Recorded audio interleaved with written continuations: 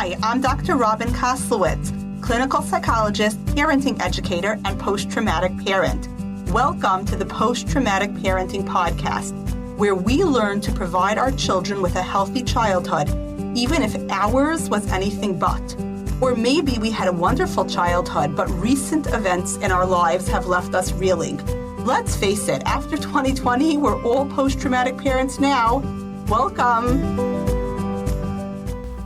Hi, everybody. Welcome to another super exciting episode of Season 3 of the Post-Traumatic Parenting Podcast. This is one that you guys have actually requested.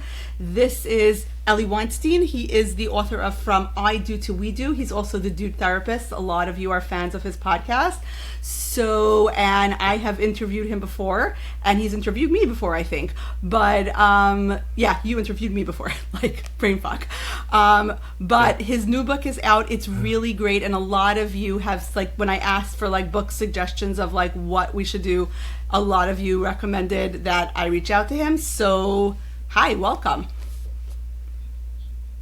Thank you for having me. I really need to work on my background game of, like, you have the you have Elphaba, and you have the Inside Out, and you got Wreck-It Ralph. You got all the good things, and I don't. My office is not set up for this, wonderful background. But you know what? You've been doing this a little bit longer than me, and you got this down. I'm super excited to be here and talk to you. And so fun, you get to see, like, have anxiety like running at you.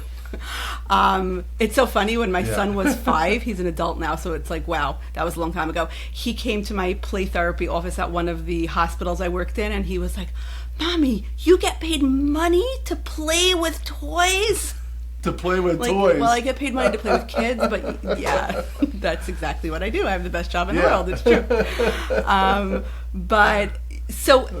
First of all, by the way, also, I love, I guess, bibliotherapy, but, like, more cinema therapy. Like, I love showing people clips of, like, this thing that we're seeing in this movie is exactly the thing you're talking about. Like, like this is what that looks like. I think last week, Anxiety's Tornado in Inside Out 2.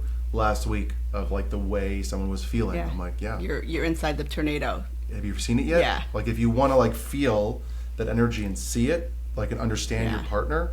It was like a couple, and they just didn't understand why, like, the vortex that the person was feeling. I'm like, just go watch the movie, and you'll get the vortex in, like, sound and sight and, the energy of the movie. You can get. And I could lecture you, or you could just watch the the scene and have it hit you like a punch in the gut. Yeah, and really get it. Yeah. Yeah. So a lot of us write books because, I don't know, for me, I wrote the book I would have needed to read when I first became a mom. Some of us write books because it's like the stuff you want to, like, take people by the shoulder, like the stuff I wish I could say to you as your therapist, but I can't quite say, because we're going to discover it together, right? And sometimes it's just a burning need to get a message across. What was yours for this book? I'll be honest, I hate writing. Like, it is one of my biggest fears. With ADHD growing up, and just writing was never my strong suit. Not the content, the organization, and, like, tackling, the essay or kind of doing it in organized fashion and getting overwhelmed and then hiding. But it was more of, I've always felt there was a lack of male voice in the relationship parenting world, as well as just the relationship world, other than Gottman.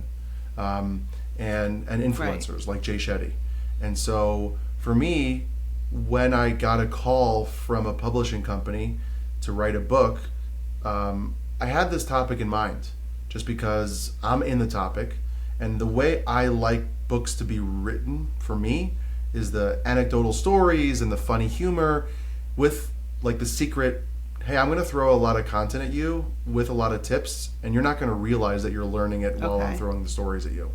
Kind of way, like the secret, like, ooh, there it is, versus the heavy research books that are also very beautiful and wonderful for their own. Like Bessel van der Kolk's book is unbelievable. No one's going to say that it's not quality work, but in the end, for most people, it's not an easy read.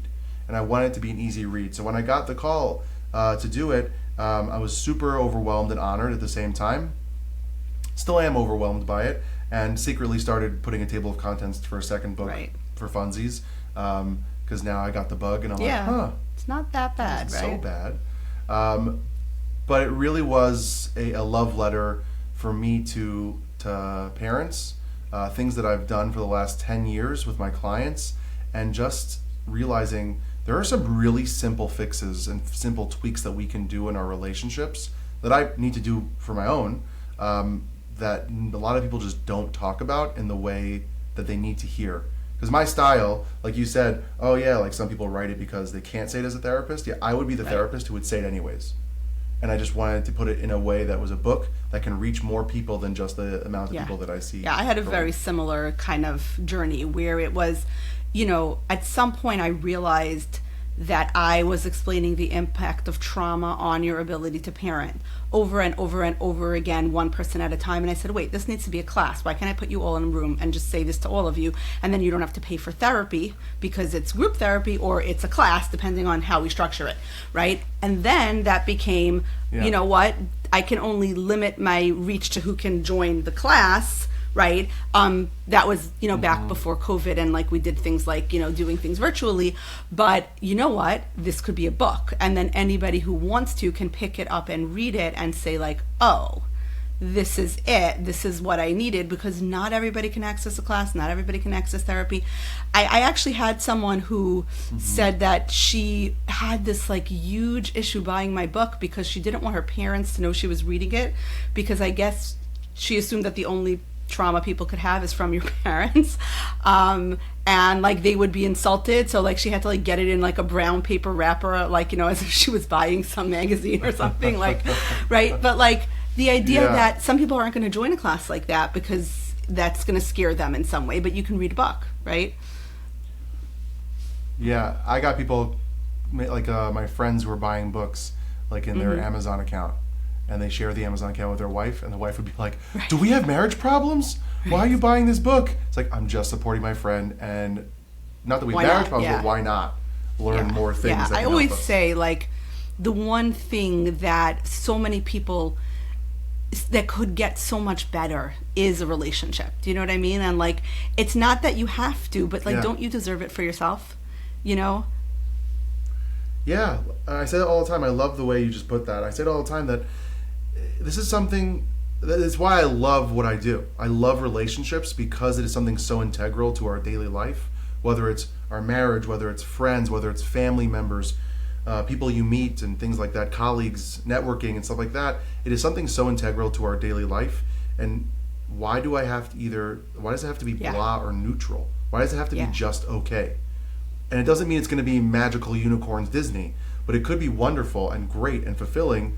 So why wouldn't you want to get closer to that? I've worked with a lot of people who have functional marriages. Like, it's okay. They're partners. Yeah. They're not harming one another. It's not hurtful, but like, it's not great. And it could be. It's not like one of them has some major psychological dysfunction that would be like, wait, we've got to address this first. It's like, there's just like you say in your book, right? There's just so much when you're raising kids, and there's such an executive load, and there's such a mental load, and it's not like we have like this, someone says, oh, here, I'll take care of all your money and your mortgage and everything, just focus on your children and your marriage, right? Like, life happens. And if anyone wants to offer that to me, I'm more than happy to say yes. No problem. I'm open. Unfortunately, like I was waiting for like some ding ding ding celestial voice to come down, but that didn't happen. But you're right. Like, life is happening while we're parenting, and I think it makes sense that just gets in the way of a relationship. Yeah, and I think a lot of people, and there is research on this, of people who get married younger and have kids younger are usually they're forced to mature a lot faster, which then benefits them long term. But in the end, those couple of years, those 10 years of rearing kids in that younger stage can also be the make or break of your healthy relationship. And it's something that just isn't focused on. If you look at parenting books, most parenting books are talking about between the adult and the child. And most relationship books are talking about between the couple, just like dating or just building healthy things when there's rupture, how to repair, how to communicate when you're fighting. It's never like a specific stage of life, or how to just have a basic foundational healthy relationship when life is hard, not the rupture. Yeah. I do talk about the rupture and how to help and heal with that better, but this is like the crossover that really has never happened. That was super exciting, and just waiting for it to click and it take off. Hopefully. Not to be, I think I think there's so much in what you said, but like there's one thing that was striking me, which is like not to be essentialist about this, but you have that unique voice of like reaching the guys, right? Which I think is, because as you're talking, I'm thinking like of fathers in my practice. Primarily, I relate to couples as parents of children. And I'm thinking like, and how do you get dads? Because when I write post-traumatic parenting, I talk to parents, but if you think about it, mostly I'm talking to moms, right? Like that's who are picking up parenting books, right? That's who are invested in fixing relationships. So what's the like buy-in for the guys? It's funny. I actually was in New York last weekend for my grandmother's 99th birthday party, and all the cousins and grandkids and great-grand. It was wonderful, beautiful. We spent the weekend together, and I did an event in Hoboken for a company called Take a Moment, and it was for moms going from 1 to 2 children and how to adjust and have healthy communication, all those wonderful things. And the company got 20-something books and gave it out to every single person. And I made a joke that if anyone wants me to FaceTime, record, or write a note in the book to their husbands, just ask.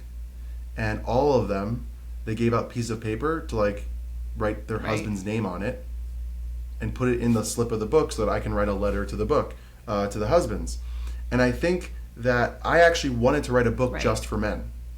And the publishing company said, no one's going to buy it. And so for me, it was sneaking things in there. Sneaking in the examples. Sneaking in the, a chapter called From Dudes to Dads, which is literally calling out dads. And even in other chapters, I call out both people.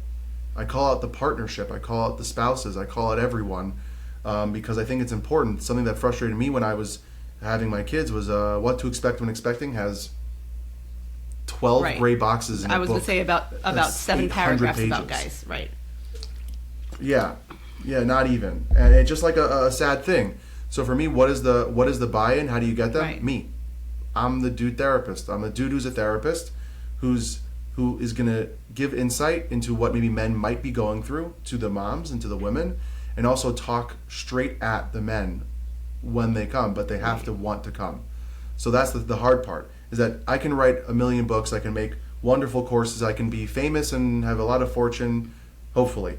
And in the end, if the guy doesn't want to show up, but a lot of women at the events and a lot of women that reach out or buy the book have said, I can't wait to read this with my husband.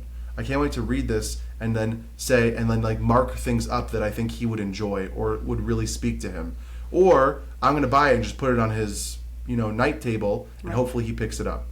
But in the end, I've worked with so many couples where the wife is the one who wants to come and the husband is just, I'm just here. I'll teach you something sneaky that I did, which is I audio recorded my book. Yeah. And I had a few women say like, so then I just play it like when like we're both in the kitchen and I'm like cooking or whatever, and then we've had these really important conversations. Like one woman told me that she really thinks losing his father at a very young age affected her husband's ability to bond with his kids, but he never talks about it. Like we just don't talk about that. Like he just doesn't, not at all. That's not, they talk about other things. They've done couples therapy, but they've never gone there. And she was like, I just been listening to like those chapters and like his ears are perking up, and then we've had debates about it, like, and she actually messaged me and asked me like, he disagrees with something you said, what do I answer him? I'm like, okay, this so there's actually an answer to that, and like we can have that conversation, Yeah. I think, when the audiobook comes out, which is it's in the works, and it's like a contract and that's all this stuff that you just see a book come out and you're like, oh, they just recorded it. And they won't let me record it for some reason because they want an outside party. Yeah, I actually put it in my book contract that I'm going to record it. It's not worth. Yeah, I did. Next time I'm going to do that. Next book I'm going to put that in my contract just because I would have loved to do it. It would have been done already. and also I have like a podcast mic and everything. But they have the company need to have contracts with the recording studios, and they didn't have any contracts with the recording studios in Vegas. Yeah, so I went into New York City for a week. So and when it comes out, recorded it in a week in a studio. Yeah, so when it comes out, I hope to also can't wait for people to listen to it in audiobook and hear some random dude read. But it's my really book, by the way, you do get input if you do use a voice actor, because I was considering that. You do get input. You can like tell them, I wanted you to emphasize that. You can put in notes to them, like, don't read it like that. That was sarcastic. That was funny. Like, yeah. Yeah, we'll find out. So, what do you think if you have that like classic dude who's just like, I don't do the relationship stuff, I don't whatever, I bring home a good paycheck and I'm a good dad and I play with my kids, I'm much better than my dad was, right? I'm sure you hear that a lot. I certainly hear that a lot. What's the buy-in to work on the relationship? So what I do is like, maybe this is not as classic as other people do with couples therapy, is that I actually do one-on-one once in a while, associated to the couple, because I like to be able to give them the space to feel like they matter, because a lot of times in couples therapy, when you don't have that much time, right? It's an hour. Some people do an hour and a half, whatever it might be, but like an hour session, if there are grievances and frustrations and annoyances from that week, or even just things that have been held in for a while that are just now pouring out, good luck getting one-on-one attention with someone when you can see them kind of losing the interest and they're pulling away from the therapy session. So a lot of times I like to do a one-on-one with the men specifically, and I do give the women that one-on-one if I see a focused thing that I need to just go, hey, I need to target this, and I don't have the time. But with the men, it's more of like, okay, what's up? I'm here for you. Right. What can I do for you? Right. Like, what do you need from me? Versus, hey, we're here for the relationship. Right. Why are you not buying in? It's more of, okay, we're here. We're here anyway. What's on your mind? What are you struggling with? How can I help you? What's your perspective on the things that happened? Or why do you think this is important to your wife? Like, why do you think we're here? What are we doing here? And it's kind of asking them the targeted questions, kind of to show them that this is not a team up on them. This is not a therapist and wife versus husband. That I have their back, and when they need me to step up for them and have their back, I now know what is bothering them, how it's bothering them, so that I can go, hey, 1 second, wife, hold on. This is something that's coming up. This is something that we need to focus on. This is really important to your husband. And I think that kind of gives me a little more buy-in. And if they don't end up buying in the end, it usually just transitions sometimes into just one-on-one therapy with the wife, which is just frustrating and sad. But it is something that I try to do aggressively, is to show them, like, you matter just as much as your wife because you're here. Yeah. I mean, I think it's so important. And I love that you're like, okay, sometimes we do, because I know there are couple therapists who are like, no, we only ever meet together. But I think with transparency I think we need a one-on-one, as long as the other spouse knows about it, I feel like that's great, right? Yeah. And we have this, and we have a conversation before about like, what it means practically. Like, there's no secrets. Like, don't tell me anything that you don't want that might be a part of the therapeutic process, because I'm not your one-on-one therapist. I am your couples therapist who thinks that there's a thing that needs to be focused on. And some people do this, with children therapy, right? They work with the parent and then they work with the kid. They'll do like 30 minutes, or whatever the structure is. And I think sometimes it's very important. And it's funny because I was taking a CEU course recently, because we got to pay more money to keep our licensures. Secretly, I didn't pay attention to a thing that was said, and I was able to take the classes afterwards. My best one is I have to do like 6 credits on like opioid addiction or something. Maybe it's 1 credit opioid. I treat 8-year-olds. I just don't treat opioid addiction in like and the only one that was available that was live, because it had to be live for some reason, was like in dementia patients. And I'm like, in New York they have live. Sure. I mean, my patients are 8, but okay, like. Yeah, those are the ones I just like, yeah. Makes total sense. They were, in one of the sessions and one of the things, they were really pushing against the idea of doing that one-on-one thing, as framing it in some ways as being triangulation? unethical. Like, why? And I was like, yeah. If you do it wrong. And they were like, just be careful, be cognizant that it could, and I'm like, okay. But I think they have these guidelines that are just not thinking about the actual people. They're thinking about, well, what if this happens? And they tell secrets. And I say, okay, I have documents and all these things, and I document what I'm doing. And it's not like this. But in the end, it's about the focus on the people. And to me, that is what therapy is about. It's the human. It's what they need. And that to me is everything. So if I can help you break past a pattern that I see you keep doing over and over again, and you keep not listening because the other person is overwhelming the session, or you don't get the opportunity to talk about it, or you don't think you're getting the attention you need for that issue, why don't I do it once in a while? Just break it off and go, hey, let's knock this out. Let's work on it right here, right now. I mean, and I think that sometimes there are things that are threatening to say to somebody to their face, right? And saying it, almost with the therapist as the proxy, I need you to tell my wife, I need you to tell my husband, I need you to tell my mom. And it's like, wow, okay, I love that. Guess what? I'm going to help you tell your mom that, right? Like, so you're not going to be able to do that with your mom. Sometimes with scaffolding we can, right? And those are great sessions. Like I do a lot of family therapy, right? So I do a lot of that kind of thing. And sometimes it's like, it looks like you're uncomfortable with something your dad just said. It's safe here. We're going to make this work. What did your dad just say that didn't resonate well with you, right? And the kid says it, and that's great. But sometimes you can't, right? And sometimes like, tell my dad I hate it when he yells all the time, right? And it's like, all right, I'm going to help you tell your dad that you hate it when he yells all the time, right? And sometimes it is going to be me telling if you want me to, like, I need to state this for you if I have to scaffold that into existence. And sometimes I'm going to help you now tell your dad. That never would have happened if I didn't talk to you without your dad, even if it was family therapy, right? If I didn't have that one-on-one, I can't do that because it's too scary. Yeah. And I think a lot of times when I work with couples and the tagline or the vibe of the therapy session is, I'm just here for a therapist to confirm that I am right and you are wrong. I shut that down right away. Like, we're not playing that game. I'm not here to confirm your frustrations, because by the way, I'm going to call you out just as much because you're not right all the time either. And so when someone comes with agenda, I love just like getting in there and breaking it apart, because I don't have an agenda. Why would you? It's funny because I think a lot of people come to couples therapy with that agenda. Like tell her she's nuts, or tell him he's narcissistic, or you know what I mean? Like right? Yeah.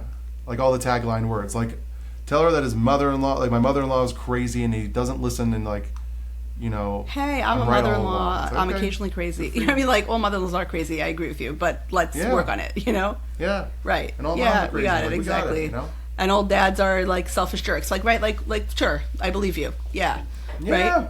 And let's move on from there. I always joke with people. Like, I sometimes have those meetings. This is more when I'm like speaking to school administrators or things like that, and I ask, like, do you want my autograph or my opinion? Like, just what are you asking for, right? Like, But it's true that I love that buy-in of like, what can I do for you? What would make your life better?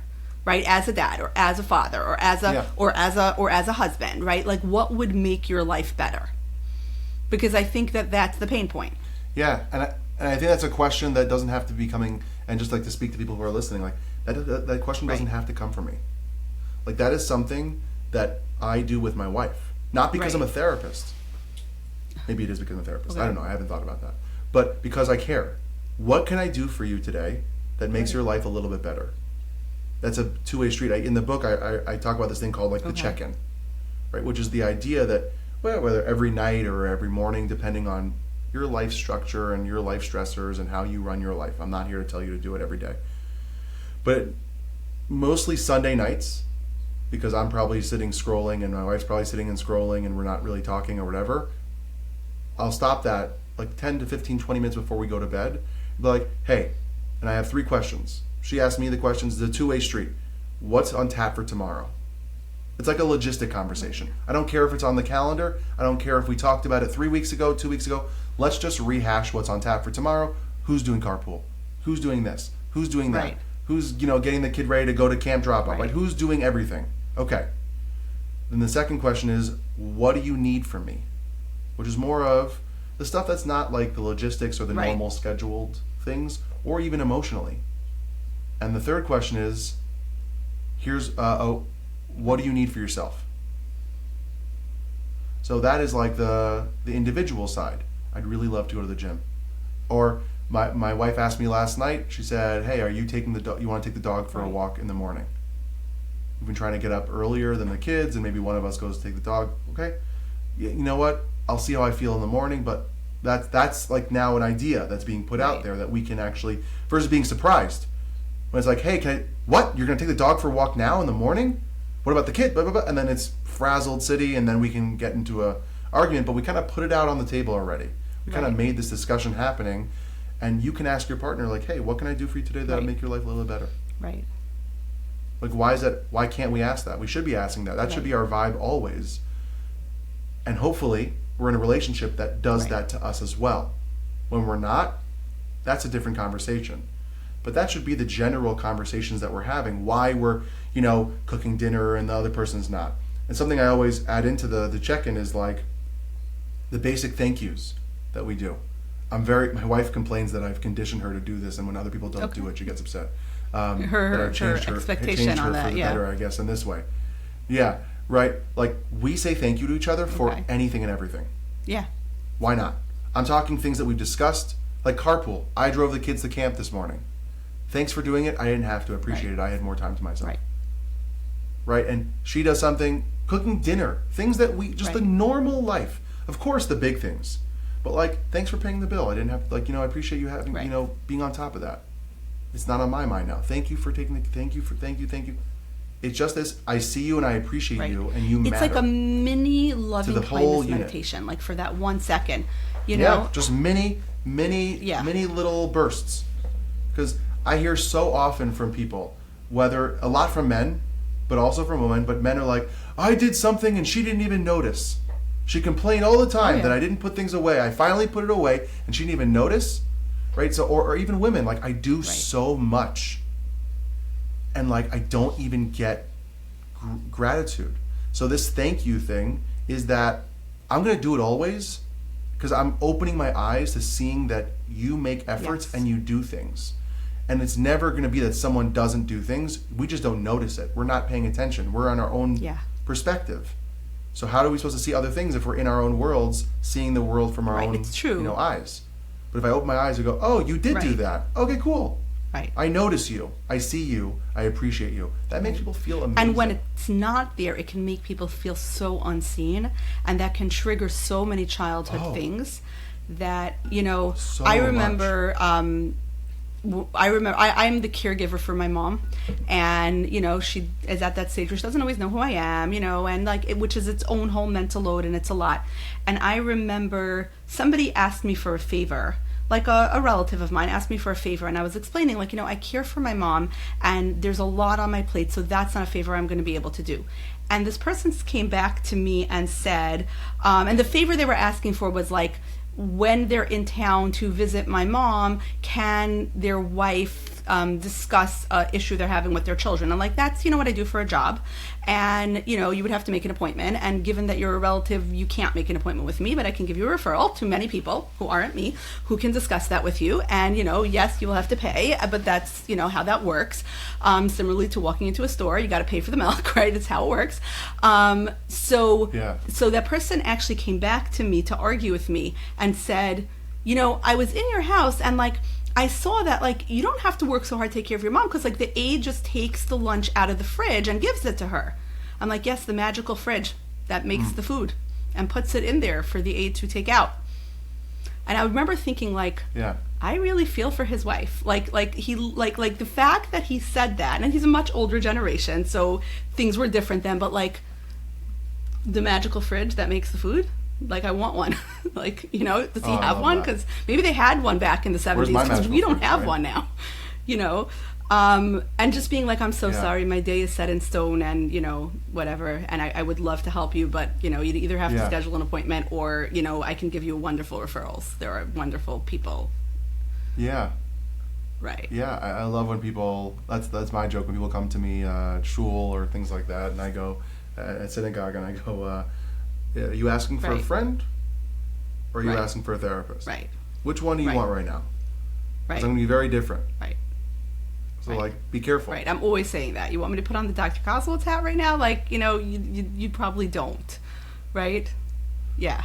And that doesn't mean that you're not going to give a friend a 2-second piece of advice or whatever, right? Like psychotherapy is something I find fascinating, so I'm going to discuss it with people sometimes.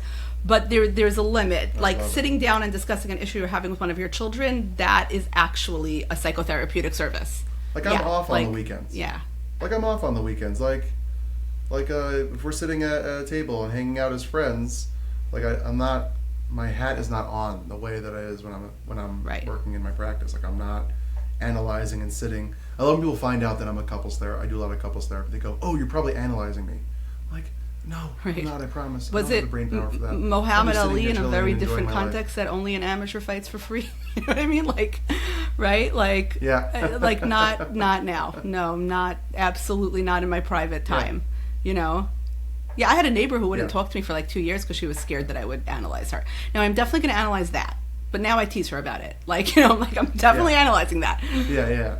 Like, my wife's a dietitian. Whenever we go to someone's house for lunch or we hang out, I hope this is up to your code. My wife's like it's I food. Eat Ben and Jerry's. Like, it's exactly. okay. Exactly. Like, it's okay. Yeah, I mean, we all have our preconceived notions, and that's called being human. But I feel like it's true that stating appreciation for what people do is hard for people. It's hard sometimes to appreciate your kids, like you did your chores, and that helped our house function smoothly. You know what I mean? Like it's hard to remember to appreciate, especially if you didn't get much appreciation or a lot of criticism growing up. Yeah. It's a retraining. It's like something that, and my parents didn't do that. My parents weren't like all about the thank yous. I just know how important it is. I know I love it. Like I'm very big words of affirmation. I love someone saying like, thanks so much for doing that. We appreciate you. Right. Like I love that. So why would I not do that to someone else? Right. And make it part of my home. That like we all just love and care for each other and see each other for the efforts that we make. It might not always work out. It might not always be a perfect system, but like you did something. Good job. Like we need you. What was like the hardest thing to articulate, like in the whole book, where you were like, I really want to say this, I don't quite know how, and then you came up with like how to say it? I think the hard thing for me was the 2 chapters, the Mama Magic and the Dudes for Dads chapter, because I really, especially the dad chapter, like that was a book I wanted to write a book about that. So for me to write a chapter and not it be too wordy, too jargon, too overwhelming, and keep the vibe, I wanted to make sure like it had the energy and like the spear to like go at someone's heart, but in a way that wasn't too overwhelming or too intense. It was hard for me. And the Mama Magic, years ago I reached out to someone who wrote a book called Masks of Masculinity. His name is Lewis Howes. And I love that he wrote the different faces that men wear and the struggles. Okay, great. And I said, hey, there should be a book out there for women, like for the different faces that women put on. He goes, yeah, I'm a man. I shouldn't write that. And I went, okay, I appreciate that. Okay. And I was like, okay, I'm about to write a chapter about motherhood. Like, So I made it less about motherhood and the experience and more like a love letter to my wife. That was my mindset when writing it. And I had my wife look at it and things like that. But that was really, I was worried that I wouldn't do it justice. That I would, like, here's another man not knowing what the hell motherhood is. And I still don't, but I have a good idea of watching it, from afar and being a part of it and working with people. But those 2 chapters were the hardest thing for me, was making sure that I hit the right note. Because communication, there's Charles Duhigg who works on it, and the Gottmans, and I quoted them, and like there's other things but like this was like the energy of the book. Was those 2 chapters to me were the most important chapters in my heart. So I was just very worried that I wouldn't do it. Yeah, that makes sense. I think I feel like, and I get that. I could get that like panic of like I do not want to get this wrong. Like I feel like if you get this wrong, I know I have that sometimes with my sons where like I'm trying to talk them through something and I'm like, wait, that was way too, like, especially like me, like my best story about that is I have a black belt. And at one point, my son was being, bothered on the playground, bullied a little and whatever. And he said to me, like he hits me first, but then I get caught and I hit him back, but I'm really hitting him back, but I get caught and I get blamed, and this person hates me and that playground person hates, that the whole thing. And it was probably more of a two-way street. And I said to him the dumbest thing I've ever said. I said, so when he tries to hit you, duck and then yell for the playground monitor. And he's like, Mom, do you know how hard it is to duck when somebody is trying to punch you? I was like, actually, I do. Like, I am one of the, not that many women have a black belt. You know what I mean? Like, that was the dumbest thing I have ever said. I apologize. Like, what did I just say? Like, I was just such a girl. Like, but at I least was with so that, dumb. Well, like, at least with that, you can go back and deal with, like, I can't rewrite the book again. Right. Like, once you submit it, it's published, it's out. Like, you can't change it. Unless you do like a second edition and a reprinting or whatever, and that's not happening anytime soon. So for me, it was more of like, this is why I hate writing. Like, I'm going to put this out there for people to just read, and then I can never change it. Yeah, that is scary about, I think that is scary about books. And there are certainly things in my book that I would have changed, right? Or like would have done, or would have left out and kept them for a second book or whatever, right? Like, but at some point in life, I mean, I think that's like a very like ADHD thing. You got to pick and stick, right? You just got to do it. Just keep going. And if you make a mistake, you'll repair, you'll fix it, which is true. It's a scary thing, especially I think when you're dealing with like an executive dysfunction, because it's like, wait, there was a super important thing. Did I put it in? Did I not put it in? Did I say that? Was it in a different draft? Like that part can be scary.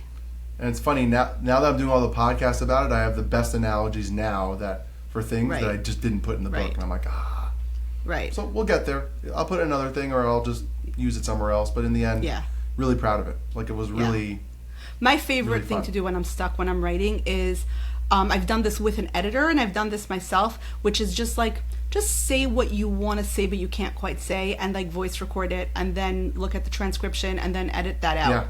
Yeah. And you can always deal with it. And read, like pretend you're talking to somebody, and then turn that into writing. Sometimes when you cut it down to size that way, because like you like the connection and the talking, just talk to a mythical person. But it is like a very, like, unless you've done it, it's very hard to understand like what it means to like write a book, even if we write it one word at a time. Yeah. I thought it was easy. I've read books all my life, and I'm like, it just happens. Because you see, like, I don't know, I read like Stephen King and James Patterson, they come out with a new book like every 6 months, or every 12 months, and you're like, oh wait, this is not a fiction book where you just make up stories and have a formula. Like, this is information. So, but it was a journey. I really do. It's very nice. It's like my analogy was like a pregnancy. Like, you're bringing something out into the world. You know what I mean? Like, yes. Yeah. I joked around my wife that I deserve a push present because I gave birth to a brain baby, and she goes, let's see how the book does. Let's see. Right. That's the joke in our house. Let's see how the book does. Exactly. But we always joke that like my book was like my next child. My kids actually joke about this. You know the song about the bear climbed over the mountain? So my older kids, because I had like my kids in like 2 stages. So my older kids were teasing my younger kids once that like, you guys were born on top of the mountain. Like, we were the kids during grad school when mommy was like traveling into NYU every day and whatever. So one of my younger kids looked back and was like, yeah, but we were the kids of the book, like, and then she started singing the bear climbed over the mountain. Like, like mommy wrote her dissertation and then she saw a book, like, I'm like, like, okay, yeah, nobody's born on top of the mountain because life is a journey. I love that. And, now that you're thinking, like, what's your next book? Like, what do you want to write next? A few people made comments to me that I should write a book on the parenting side, like the relationships. Because I do work with a lot of couples on the relationship. And it's okay, so let's say we get this down. Okay, so then how does that actually help the kids? I didn't focus on that. It was really more 80% a relationship book, 20% a parenting book. And I do work with a lot of couples on the parenting side, so that people have asked me to write no publishing company, but friends have asked me to go, like, okay, I think it's time to write a parenting book. And I went, okay, let's just, no plans. See what happens. Just tinkering. Exactly. I do think, like, I know that the publisher was like, no one will buy it, but I wonder if like a how-to dad book would actually, be something that people want to hear, Yeah.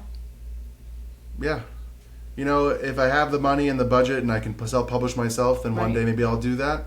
But to have a publishing company, you know, actually ask you to write a book, it's a huge honor, and it doesn't come around so often because people have book agents and the whole process, and they pitch and pitch and pitch, and it never gets a yes. And I had a yes without pitching. I'm like, okay, I'm just going to do whatever. Like, I'm going to do something that I want. I gave them 3 options. It was one of the options that I wanted to do. So it wasn't like they said, hey, write a book that... They did reach out to me to write another book because they're the Books for Dummies people. And they asked me about 5 months ago to write a Books for Dummies thing. And it was a topic that I just wasn't... I'm like, nope. Nothing worse than writing something you don't want to write. I'm not going to make it up. Especially if you have ADHD. Yeah. It's not my specialty. I'm like, I don't know... Yeah. I don't know anything about it. Nope. I mean, there are people who love doing that, who love learning a topic in order to write about it. Like, but usually those people don't have ADHD, right? Like, that's not your superpower. Yeah, I also don't have the time for that. Totally not your superpower. No, not even and, you know, has it changed your has writing the book changed your practice? Okay. Not yet. You know, I'm waiting for the day where I all of a sudden get bombarded with people coming to work with me and, you know, all that fun stuff. Or I am super busy, you know, like going out and speaking and all that kind of thing, which I would love. And anyone listening, I'm always available and open to make that work. Because to me, that to me is, for me, the fun. Like, that energizes me. Like, doing a podcast on a work day where I can fit it in energizes me to be a better therapist. Because I have to know what I'm talking about, and I have to be on. And it gives me this energy of excitement and hype that I just love, and I feed off of that. Very much an extrovert, and feed off of that stuff. And so for me, it hasn't clicked yet in that way. And I spoke to a colleague of mine, Dr. Tina Bryson, who's written great books. Unbelievable books, and I'm obsessed with her. And she said it took 2 years for her and Dan Siegel for it to click officially and sell millions of copies. So right now we're in phase 2. Phase 1 was, phase 1 post writing it was the hype, the excitement, the getting out there. The podcast push, you know, the 40-something podcasts in 2 months, and having a lot of fun with that, and then not being able to talk and having a hoarse throat. Phase 2 is the slow and steady. I'm still here, doing it little by little. And you know what? I say this all the time to my wife, and I joke around with friends and colleagues that whatever comes, I asked for it. Like, this is what I wanted. Like, I want to be this person. I want to be the next Dr. Phil. It's I a journey. love this stuff. This gets me. It's a journey, and I'm 34. Like, I'm still a young baby. Like, I have to also realize that. And to me, my struggle, and I'll be very honest and real with everyone listening, to me, patience has never been my virtue. Ever. So, like, when I got asked to write the book, I'm like, okay, great. The next day, I was already thinking about, you know, the TED Talk I was going to do, and, you know, the fame, you know, all the stuff. Like, I was like, my brain was there already. So, like, I'm still there, and it just pulling back the expectation and becoming a little more grounded with reality. And so for me, it's like someone reaches out, hey, I want you, you know, I'd love to have you on my podcast. Okay, great. When? Let's go. I'm like, oh yeah, I'm recording in 3 months. I go, oh, okay, fine. You know, like that's my energy is always, okay, you have an idea? Let's do it. Yeah, let's make it happen. When, where, how? Let's go. Let's do it. And so for me, it's that patience, and that's a battle that I'm working on in my own therapy practice, my own therapy for myself. That's a struggle that I have, impulsivity. Yeah, I was just going to say it's probably a parenting thing that has a double-edged sword to it. Right, like I'm excited. I'm like, okay, let's go, let's do it. And it's a lot of fun, and I love that energy, but it comes with a lot of pain, long nights, a lot of journaling, a lot of crying, of like, when is this going to happen, and all that kind of fun stuff. That no one really talks about, the dark side of publishing and the dark side of putting yourself out there, and the TikToks, and just do TikTok, you'll get famous, you'll hit that. Okay, I'm doing it. Oh, you got to be consistent. I am. You know, all those things. And for me, I know you've been doing this for a long time and are unbelievable in the work that you do. And for me, it's always like, okay, so when you have the practice, then this. Okay, and then when you have the book, then this. When you have a podcast, then this. It's okay, I have all those things. Right. What's the excuse now? And success is and that unpredictable kind of thing. You know, it is, and it's hard. The nice, There's no overnight success. It's all the hard work that no one sees, and all of a sudden, only people see you on the success side, but they didn't see how many hours, how many nights. And like I said before, I asked for this, and so every little bit is a blessing, and every little bit is a wonder. And the same thing I would say, my wife's due in a couple of weeks with our third kid. And for me, you know, we had to do IVF for our kids. And when we have struggles and when we have pain and we have those, you know, classic parenting things, whether it's worse, better, who cares? We look at each other and we go, we asked for this. So what are we going to do about it? Like that radical acceptance, right? This is happening, I feel, now what? And for me, that is something that has been a really unbelievable lesson that I've had to teach myself and really work practically. Like not just the theoretical of like telling a patient or a client, like in my own life of I asked for the book, I dreamed about this, didn't want to do it because I hate writing. Someone comes knocking and you get the opportunity and you said yes. And you jump and you do it. Okay, so this is happening. I feel overwhelmed. Whatever the feeling is. I feel less than, not enough, all those feelings. Okay, well now what am I going to do about it? What action can I take? How am I going to approach it? And the same thing with parenting, right? Same thing with relationships. I get a pushback to something that I say in the book. Something I say in the book more times than I can count. This is a skill you have to learn. This is not something you wake up knowing how to do. And if you knew how to do it when you were dating, it changes when you get married. When you knew how to do it when you got married, it changes when you have a kid. It changes when you move to a new place. It changes second, third, fourth, how many kids you have. It keeps changing. So the question is, you asked for this. You signed up for this life. Don't tell me you didn't. You signed up for it. So now that you signed up for it, are you going to be willing to accept it and do something about it to make it 1 to 5% different or better for you? So the same thing for me. Same thing for anyone with parenting, with relationships. I get pushback. Ellie, you're asking so much out of relationships. That's a pushback I get. You want me to do more work in my marriage? Yeah. That's what it requires. It requires you to constantly try, make efforts, change things up, work a little bit on this and a little bit of that. And it will get better in simple ways of doing the real work. You don't just have good relationships because you woke up and said, we're doing it, and then magically it happens. You got to wake up, choose to want to do it, and then actually do the work. So it's that DBT piece is something that I'm very adamant about for my own life, and also that radical acceptance for if you said yes to it, and you made that commitment, and you're choosing this life, how are you going to show up and actually do it? Don't make a all lot the of times excuses. you didn't choose it. I think, you know, like the parents I work with, you know, I didn't choose to have a child with this disability, or I didn't choose to have a husband who turned out to have this or that, right? For sure. That's a little bit harder, but you chose this person, right? Yeah. So I love that pushback because, like, you're right. A lot of times, like, one of the pushbacks from the publisher, the editor, was I wrote in the beginning of, planning to have a kid. Right. Some people don't plan to have a kid. You're right. You're right. But my thing is, but now you're here. Whether you asked for it, this is the life that you have.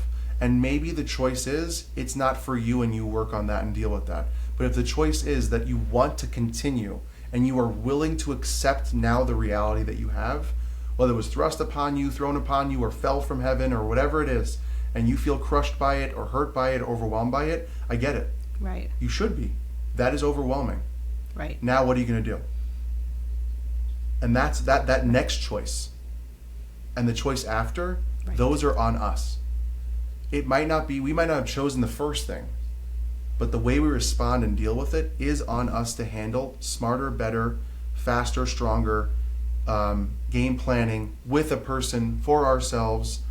And that takes a lot of effort and a lot of power that you have, that we just have to figure out, okay, how are we going to utilize that? How are we going to figure it out? How are we going to work on it?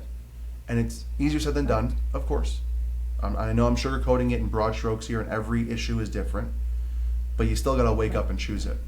And how are you going to choose it? A lot of misery comes from the counterfactual thinking and the like, if only and whatever, that you don't have the power to change those things, right? You're not choosing to change. Once you've chosen not to change those things, let's say someone chooses to stay in their marriage. Let's say they're upset about something, but they're choosing to stay.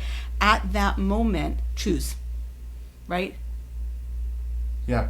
The sassy line I say a lot with couples specifically is like, the world is full of trade-offs. It's a famous line written by an academic mathematician, I think, or something, or economist, sorry. And he says that life is full of trade-offs. There's no solve-all thing. if I choose this, it comes with cons, but it also comes with the pros. So if I'm willing to choose it and I'm saying yes to this thing, that means I'm accepting the pros despite the cons, and I'm accepting the cons because of the pros. So yeah, you're right. Some other person might have other things. But when you take on that new thing, that comes with its different pros and cons. And you might not be willing to accept that or be able to accept that or handle it. But if you accept this challenge today with the cons that it comes with, because everything has its cons, and cons could be that you just can't do the other thing. Right? Having kids means you can't just travel and do whatever you want all the time. It comes with a lot of stress and financial burdens. But the pros for a lot of people outweigh that. It doesn't mean the cons don't exist. We're not deleting them. We're not being delusional. We're not saying just hide from the reality. We're saying I'm willing to choose it day in, day out, despite the cons because of the pros. Yeah, and what you're saying here is so important, because I think to some extent men have permission to say that more than women do. Right? Women are not allowed to say that there are cons to parenting. Please women explain. are not allowed to say that because there's a pressure on women that, like, I'm going to love my kids. I love changing their dirty diapers, right? Like, and like somehow that's judged if it's like, there are cons to parenting. Sometimes parenting's hard. Sometimes parenting's frustrating. Sometimes parenting stands in the way financially of something else you'd rather be doing. And I think dads are allowed to say that. And I think we have a lot of memes, and we have a lot of jokes, and we have a lot of, characters in sitcoms where dads can say the id that way, and they can say that. Moms can't. Right? So it's an important voice that you're saying because you have that permission to say it. Yeah. And in the first chapter of the book, I talk about the honesty of the struggles and the duality. The two things can exist, that I can love my kids and they can annoy the living daylights out of me. Or that I love them and I'm just really struggling to find who I am. And all those kind of things that we don't want to, that the things we say in the dark or in our journal or to our therapists that we don't want to say out loud, that, the Instagram people aren't talking about because they want to make everything look like it's all perfect and magical and every vacation and everything is wonderful. But in reality, I think it's a sad reality that women feel that way, that they can't say out loud, I don't like being a mom today. Because it's hard. And it's interesting, right? Like my entire it's really difficult. Life is about parenting, right? Like my book is about parenting. My entire journey has been about turning myself into the kind of parent my kids needed. Like that was why I became a psychologist, right? It was my why was always about that. Yeah. Yet I feel a sense of threat in saying there are cons sometimes to being a mom, right? Because it's a difficult thing to admit. And I think we're getting better at admitting some of that stuff out loud because, like you said, the one does not negate the other, right? Like you can love your kids absolutely and also be really annoyed with them right now. And those two things can absolutely simultaneously coexist. I think it's important to have a male voice because a male voice can say that. Yeah. I didn't know that, actually. I didn't know that there was that. I know there was a pressure to make it all moms to make it look like it's all everything's good. I didn't know there was this internal pressure of I can't say this out loud because I'll be considered a bad mom if I admit that. Yeah, it's really sad. And really it's also really untrue, right? You can be a great mom, absolutely objectively great mom, and also have a really, really hard time, with some of the tasks of motherhood or not find, cleaning up puke at 2 a.m. just unendingly joyful, right? Because to me, it confuses my brain a little bit, because to me, postpartum depression and anxiety are talked about so often with moms, about the struggle, the actual, technical medical struggle that can go through, and the emotions and the ups and downs. But no one talks about postpartum in men, of the adjustment that hits them, and that's considered weird or oh, what are you adjusting to? You didn't do anything. And it's funny because then the flip is a man can say that parenting is hard and difficult, but the moms can't say that when there is a diagnosable thing of the adjustment and struggle. Right. And there was that study, that sad dad study, right? I think that was the acronym of it, where men go through, where men actually go through measurable, postpartum depression, right? Because it's a huge psychological adjustment. Yeah. I had a panic attack after my daughter was born. Yeah. Never had panics before. I started having panic attacks after my daughter was born because it was just this is huge. Yeah. Life. Yeah. This is huge. And my body was just like, not ready for that. Because it's legitimately terrifying when you think about doing it right. Parenting's only not terrifying when you're not parenting, when you're just a parent as a noun, right? When you don't care, sure, it's not terrifying. Just like when you don't care, it's like really easy. What is everyone complaining about? It's so easy. You know, like my relative, the magical fridge that makes the food. You know, like sure.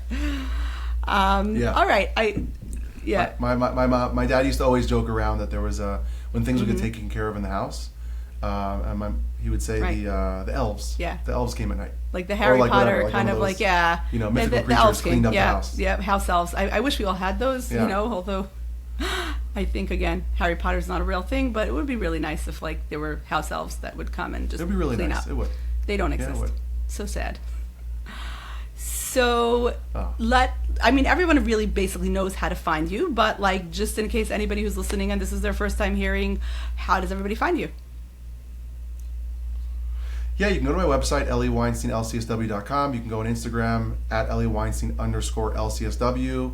Message me, email me. Please reach out, questions or how to work together or things like that. And here's the book, everybody. I promise I don't bite. We're going to link to it.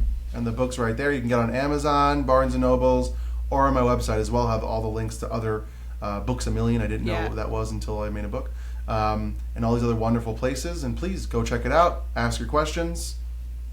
And just keep trying. All right, everybody. Thanks so much. Thanks so much for coming on the show. I really think this was a great conversation, and everybody's going to enjoy it. You were one of the most requested guests. Like so many people were like Eli Weinstein. Oh wow! Weinstein, you did an episode with him, and it was great. Have him on. And like okay, great. This is a great conversation. Yeah. Okay, everyone who requested me, call me. Let's go talk to me. Let's go, everyone. So terrific. Thanks so much. I really appreciate having you, and I think everyone's going to just adore this episode. Thanks so much again. I appreciate it. Can I stop? Yes. I'm here on social media to be descriptive, not prescriptive. I'm here to educate, inform, and hopefully entertain, but never to treat. If listening to this podcast helps you realize that you need therapy, I am all for that. But podcasts aren't therapy. Please reach out to a mental health professional licensed in your jurisdiction. You'll be glad you did. Wish Post-Traumatic Parenting was a talk show, not a podcast? You have a question for me or for my guests? Great news. You can ask those questions by following me on Instagram. My handle is @DrKoslowitz It's also in the show notes. I love it when people reach out, DM, or post a question. Who knows, your question might spark an entire episode. Come join our community. We get it. We're post-traumatic parents too. Can't wait to hear from you.